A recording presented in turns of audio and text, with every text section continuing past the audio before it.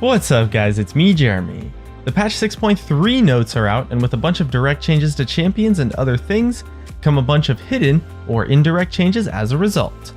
If you enjoyed the video, don't forget to hit that like button, and if you don't enjoy the video, please click the dislike, and if this video hits, let's say 12,000 ratings, I'll make another one of these for the next patch. As well, I've partnered with ProGuides.com for the editing on this video. I've personally been using them to start learning Twisted Fate, and they have a free trial that gets you full access, so you can check it out and decide for yourself if you like it or not. Anyways, let's get started.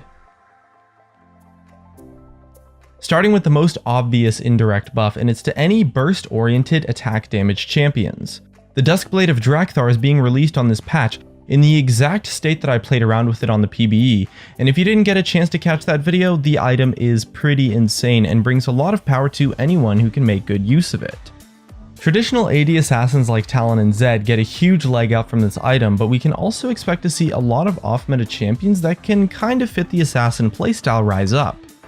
Champions with much more utility like Jarvan and Pantheon, who previously might not have been the best champions to play as an assassin, really get a huge step up because a lot of their previous problems stemmed from just not having enough damage in their burst combos to play as if they were an assassin. So it was better to just play them as a pure tank or as an off tank. Well, now Duskblade of Drakthar can single-handedly account for that missing damage, and meanwhile the utility and crowd control those champions bring to the table gives them a massive advantage over the traditional assassins like Zed and Talon, who although have a lot of mobility, lack meaningful crowd control to pick off a target, or to maybe stop a support from outplaying you. Burst damage is an incredibly powerful mechanic for carrying games, and Duskblade of Drakthar brings such a ridiculous amount of damage to those kinds of champions that in combination with their utility, it's going to make them incredibly relevant, potentially even better options than the traditional assassins without crowd control, who might bring more damage to a fight. Either way, this item is going to be a really big deal, and is almost certainly going to completely shape the entire meta for this specific patch, and I personally am predicting a nerf in patch 6.4 for the Duskblade. The next group of champions that received an indirect buff, again, is a pretty big group, and it's essentially just champions that have reliable utility to make use of. Utility-based supports like Janna and Lulu are fantastic counters to assassins and are able to use their crowd control and kiting ability to outplay or counterplay a champion who built Duskblade of Drakthar and is trying to assassinate someone on their team. The kiting ability goes a long way, and if you use your mechanics correctly, you can often completely shut down the entire combo of an assassin. As well, for support in general, Exhaust gets a huge step up now. Although Ignite was the common summoner spell to take on supports, Exhaust is now almost certainly going to be a must-have for every team, since you might be facing as much as 2 or even 3 assassin-esque champions every game, and Exhaust is a huge factor that you can use to not only counterplay an assassin, but do so with ease. Unlike a Janna Tornado or Ultimate that often takes a lot of mechanical skill to use to their maximum effectiveness, giving a lot of outplay potential for the hyper-mobile kit of an assassin, Exhaust is a very simple point-and-click spell, so it's especially good if you find that your mechanical ability isn't strong enough to reliably outplay an assassin champion, making it all the more worthy of a pickup on this patch when playing support or facing an assassin in lane.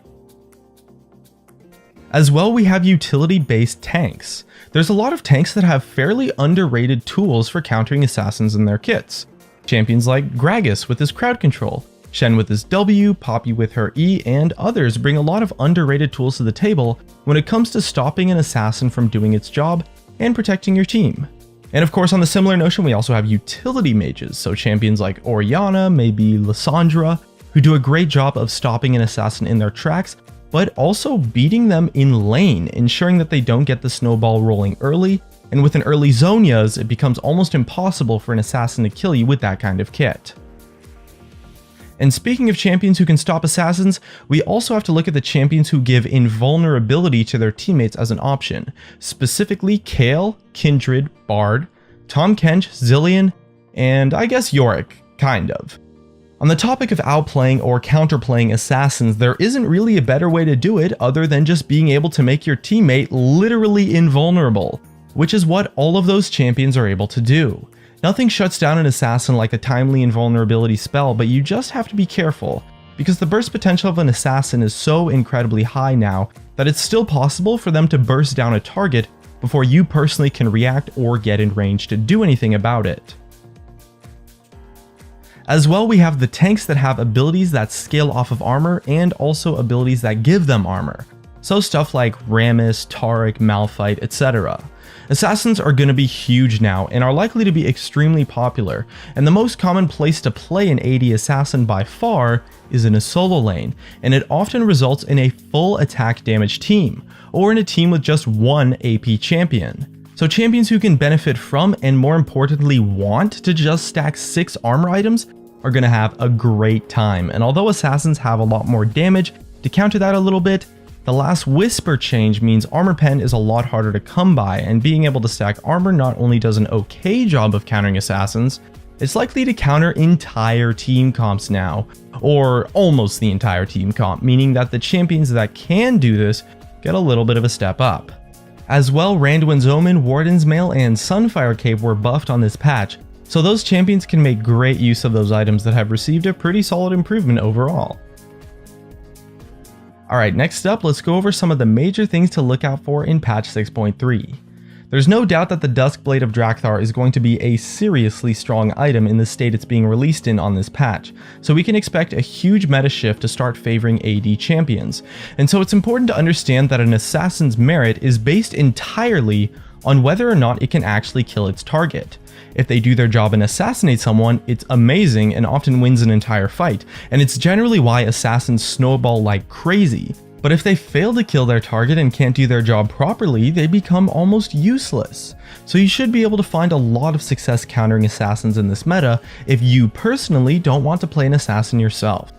And because of this, I really do think we will see a lot of off-meta AD champions that have much more utility but maybe a little bit less damage rise up now, because if they fail to kill their target, they can still have somewhat of an impact due to their crowd control, so they're a little bit less vulnerable to counterplay overall. As well, the buffs to Xin Zhao were huge, probably the biggest direct buff on this patch, so we can expect to see him being played a lot more now in a variety of roles. So expect to see him, and the Alistar buff as well was something that shouldn't be underestimated. Similar to the Cassiopeia change on the last patch, making Alistar's combo much easier to land makes him a lot easier to play as well, and thus better overall, so potentially try him out if you had trouble with him before, or be ready to play against him a bit more. As well, there was a buff to the 2nd and 4th dragon stacks, so potentially consider prioritizing dragon a bit more and trying to take it. And that's just about it. Here's some of my favorite comments from a previous video where I asked what you guys hope to get from the Hextech crafting system. For a chance to be featured in a future video, leave a comment about what your favorite change in patch 6.3 is. Thanks for watching, and I'll see you guys next time.